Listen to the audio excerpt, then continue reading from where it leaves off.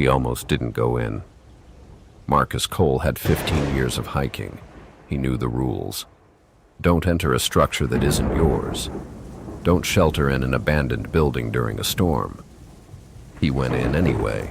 The forecast had been clear for the entire weekend. No rain until Tuesday. He checked twice. He always checked twice. When the sky turned green and the temperature dropped 12 degrees in under 10 minutes, he was 6 miles from the trailhead. No shelter in sight. Rain coming down hard enough to blur the tree line 30 feet ahead. That's when he saw the cabin. Log construction. 1 story. Covered porch. No lights. No vehicles. Unlocked. He went in, dry inside, clean. Smell of wood and nothing else. Table with 2 chairs. A wood stove with split logs beside it. A narrow bed against the far wall with a folded blanket on top. Someone had left the place in order. He sat down and told himself he'd wait 30 minutes.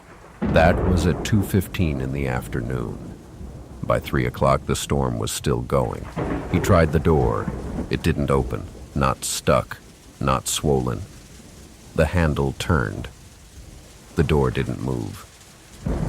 He tried the window. 5 centimeters. Stopped. No matter how hard he pushed, 5 centimeters.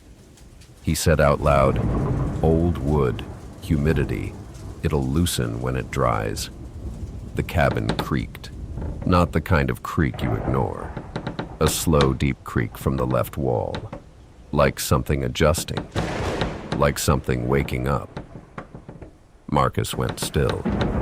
Silence, just the rain. Then another creak from the ceiling. Louder, slower. He said out loud, "It's the wood expanding from moisture." Perfectly normal. 2 creaks at once, 1 wall on each side. Marcus stopped trying to convince himself. At 3:30 he noticed the wood stove was warm. He hadn't lit it, he was certain, but the metal was warm. The warmth of something that had been burning for a while. He checked the firebox, cold ash. At 4 o'clock the phone battery was at 20%. He tried the door again, the window again. Walked the entire room looking for another exit. There wasn't one. Every attempt followed by creaking. Like the cabin was monitoring his movements. That's when he found the names. Carved into the wall beside the bed. Shoulder height. Not rushed vandalism. Careful. Deliberate. He counted 11 names. Some had dates. The earliest from 1987. The most recent from 2 years ago. Under each name, in smaller letters, the same 2 words. Still here.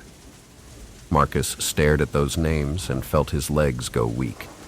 He put his hand against the wall. Breathed. 11 people had been in this cabin. 11 people had left their names. Not one had come back to take their name off the wall. The cabin creaked directly under his feet.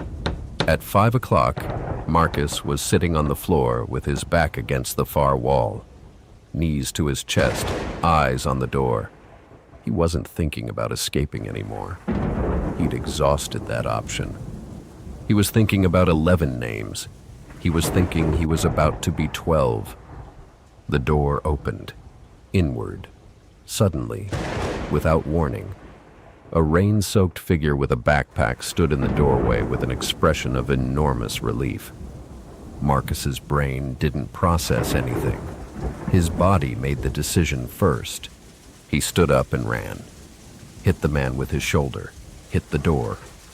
The 3 of them, him, the man, and the door, went down together on the porch in a collapse of wood and rain and backpack.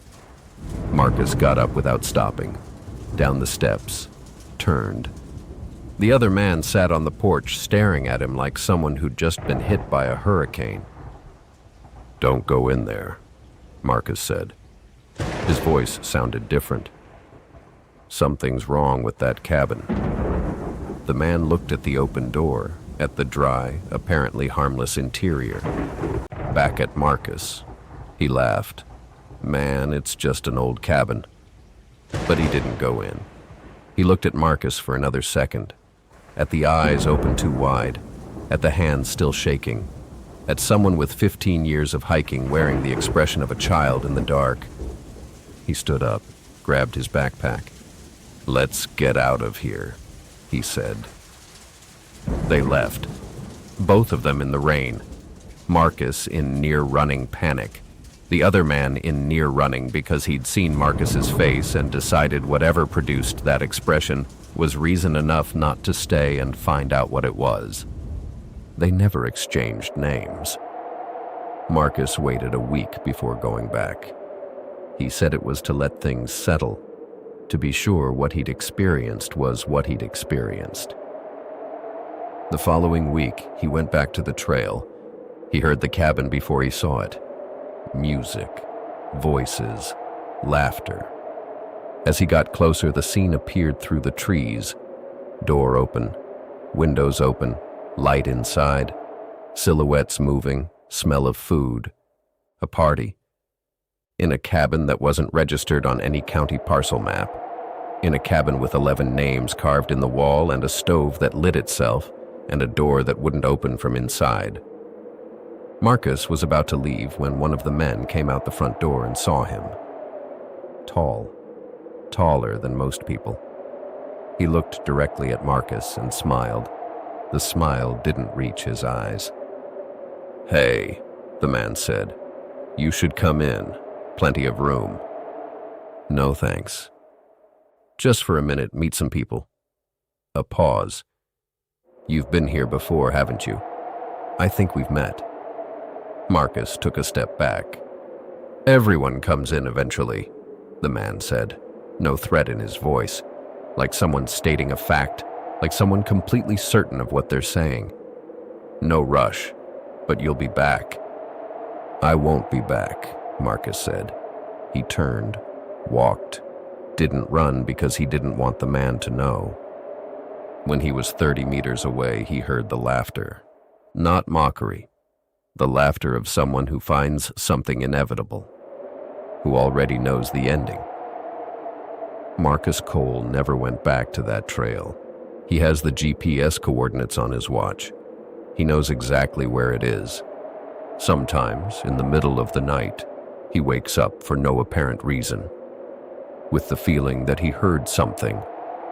And he thinks about the man saying, "Everyone comes in eventually," and about 11 names, and the words under each one, "Still here."